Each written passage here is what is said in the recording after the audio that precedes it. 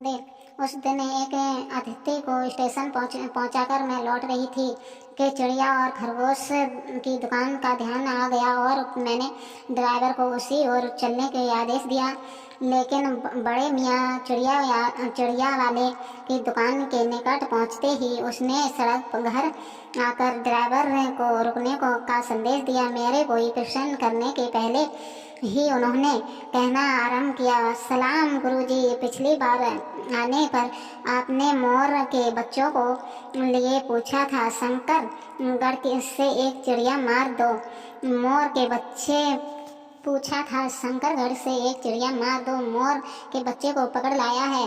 मोर है एक मोरनी आप पाल ले, मोर के पंजों से दवा बनती है। सो ऐसे ही लोग आज खरीदने आए थे। आखिर मेरे सीने में भी तो इंसान का दिल है, मारने के लिए ऐसी मासूम चिड़ियों को कैसे दूं?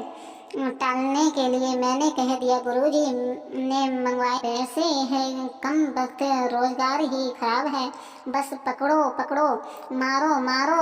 बड़े मियाँ के भाषण की तूफान में के लिए कोई निश्चित स्टेशन नहीं है। सुनने वाला थककर जहाँ रोक दे वहीं स्टेशन मान लिया जाता है।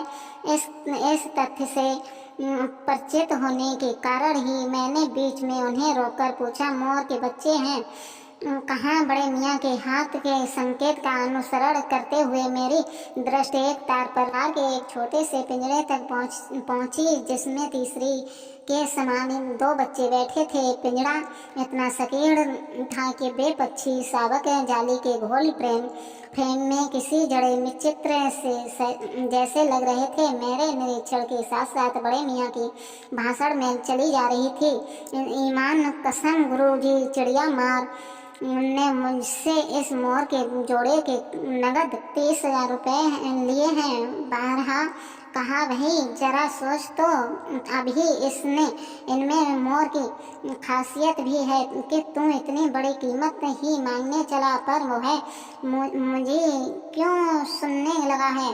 आपका ख्याल करके आस्था पछता कर देना ही पड़ा। अब आप जो मुनासिब समझे। अस्त 30 चिड़ी माल के नाम के और 5 बड़े मियाँ के ईमान के देकर जब मैंने वह छोटा पिंजरा कार में रखा तब मानो वह जाली के चौकटे का चित्र जीवित हो गया। दोनों पक्षी शावकों के साथ झटपटाने लगता है था, मानो पिंजरा ही संजीव और उड़ने योग्य हो गया है।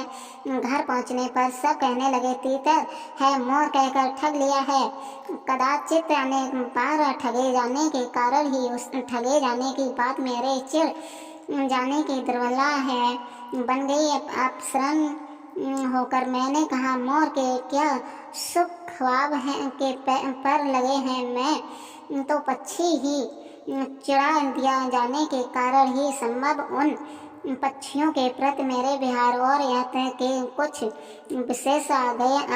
पहले मैंने अपने पढ़ने लिखने के कमरे में उनका पिंजरा रखकर उसका पहले दरवाज़ा खोला, फिर 2 कटोरों में सत्तू की छोटी छोटी गोलियां और पानी रखा। वे दोनों चूहे दानी जैसे पिंजरे में निकलकर कमरे में मानो खो गए। कभी मेज पर, कभी नीचे घुस गए, कभी अलमारी के पीछे। अंत मुझे लुका छिपी से थककर 4 दिन हो गए। इसी प्रकार दिन इधर उधर गुप्त वास करते और रात में रद्दी कभी कुर्सी पर सो जाते थे। मेरे सिर पर अचानक खिड़की की आवाज़ खुलने की रहने लगी। चिंता मेरी बिल्ली इनका पता लगा सकती थी, लेकिन और तब उसने सोच का क्या परिणाम होता है यह अनुमान करना कठिन नहीं समझा। वैसे वह चूहों पर ही आक्रमण नहीं करती, बस तो यहाँ तो 2 सवंथा परिचित पक्षियों की अनधिकार चेष्टा का प्रश्न था।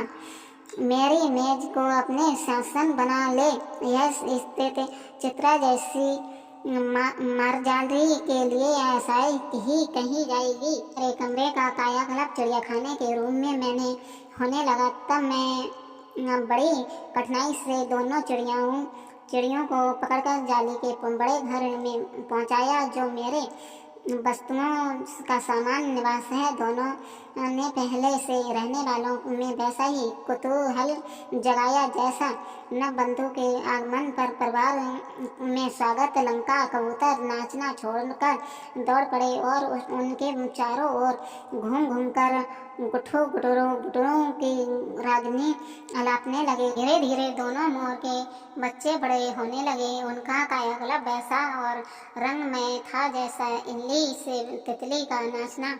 मोर के सिर की कलगी और संग ऊंची चमकीली हो गई। अधिक लगी लंबी नील हरित ग्रीवा की हर भंगिमा पुछाई तरंगे उठने लगी। दक्षिण बाम दोनों पंखों में सलेठी और सफेद आलेखन स्फुट होने लगे हुए। उसके पंखों में चंद्रकाओं का इंद्रधनुषी रंग हो उठे। रंग को गर्भीली गति ने एक नई गरिमा से रजित कर लिया। उसका गर्दन देखना विशेष भव्य हो गया। मोरनी का विकास मोर के समान चमत्कारिक तो नहीं हुआ, लेकिन लंबी धूप छाई गर्दन, हवा में चंचल कलगी, पंखों की श्याम श्वेत मंथर गति आदि से वह भी मोर की उपयुक्त सहमत होने देने लगी। यही सुनकर नीलाभ ग्रीवा के कारण मोर का नाम रखा गया नीलकंठ और उसकी ही छाया के समान रहने का कारण मोरनी का नामकरण हुआ। राधा, मुझे स्वयं ज्ञात नहीं कि कब नीलकंठ ने अपने आप को चिड़ियाघर के मुझे स्वयं ज्ञात नहीं हुआ कि वह नीलकंठ अपने आप को चिड़ियाघर में निवास जीव जंतुओं का सेनापति और संरक्षक नियुक्त कर लिया। सवेरे ही वह सब खरगोश कबूतर आदि की सेना एकत्र कर उस ओर ले जाता था।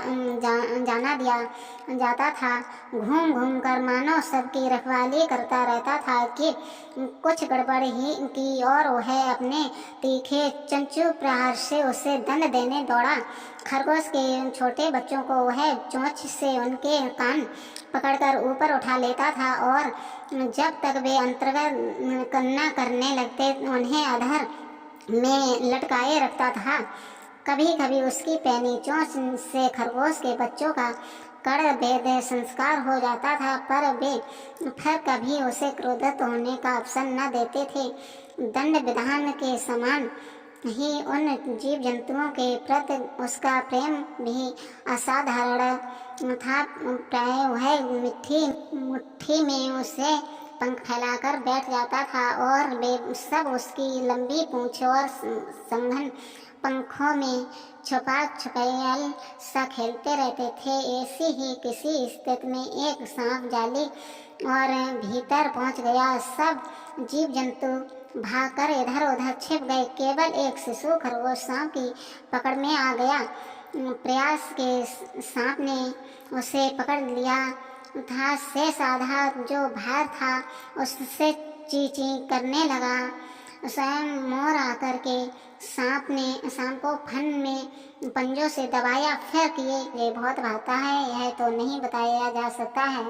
परंतु अचानक एक दिन वह मेरे जाली घर के पास पहुंचते ही उसने झूले में उतरकर नीचे आ गया और पंखों का सतरंगी मंडलाकार छाता तानकर नृत्य की भावना में खड़ा हो गया। तब से यह नृत्य स्वक्रम बन गई।